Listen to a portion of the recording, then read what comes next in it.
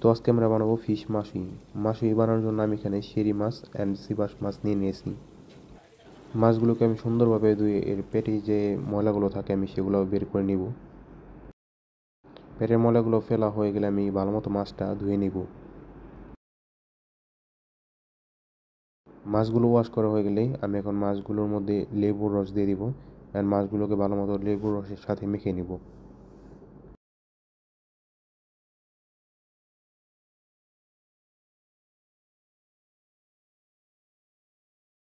লেবু মিক্স করা হয়ে গেলে আমি এখন মাশুইর জন্য মাছটা ম্যারিনেট করে নিব। প্রথমে মাছের উপরে আমি লবণ দিয়ে দিব। আচ্ছা, এখানে লবণের পরিমাণটা একটু বেশি রাখতে হবে। পুরো মাছের উপর আমি লবণ দিয়ে দিব। লবণ দেওয়া হয়ে গেলে আমি পুরো মাছের উপর সেম প্রসেসে ব্ল্যাক পেপার দিয়ে দিব। আমি এখানে ব্ল্যাক পেপার পাউডার ইউজ করেছি। ব্ল্যাক পেপার দেওয়া হয়ে গেলে মাছের উপরে আমি হালকা পরিমাণ মাছের মশলা ব্যবহার করব। অ্যান্ড সেম প্রসেসে আমি মাছের দ্বিতীয় সাইডটাও সেম মেরিনেট করে নেব।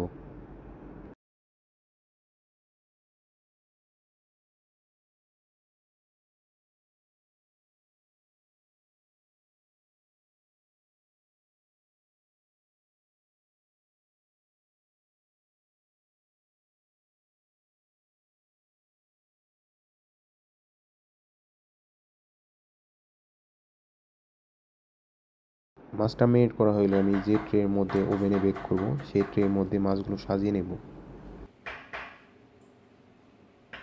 অ্যান্ড সেম প্রসেসে আমি বাকি মাছগুলো সেম মেরিনেট করে নেব।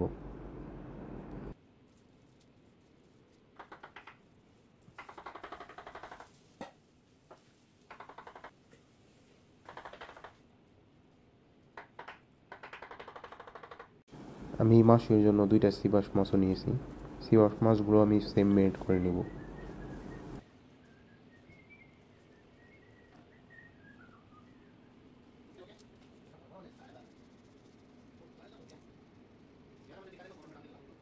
ये कितने का टाइम के लिए देगा? क्या उसके अंदर 20 मिनट 25 मिनट गर्म होने के लिए चाहिए।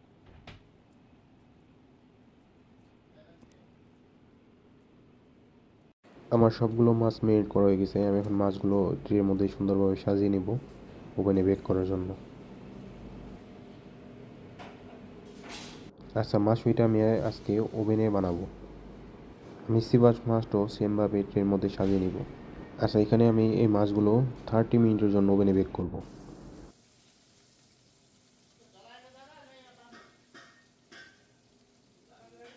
ওভেনে 10 মিনিট বেক করার পর আমি মাছটা বের করে মাছের উপরে কিছু পরিমাণ অলিভ অয়েল দিয়ে দিব।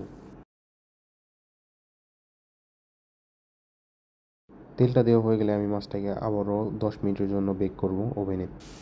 10 মিনিট পরে মাছটা বের করে ট্রের মধ্যে যে তেলগুলো ছেড়েছে মাছ থেকে এক্সট্রা তেলের জন্য সেই তেলটা আমি উপর দিয়ে দেবো।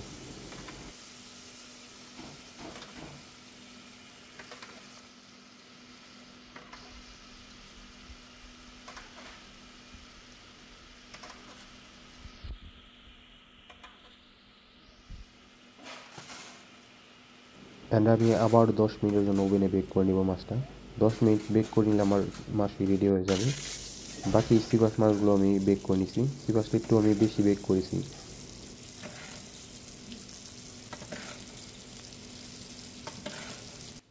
10 মিনিট পরে আমার মাছটা পুরো রেডি হয়ে গেছে। Please subscribe.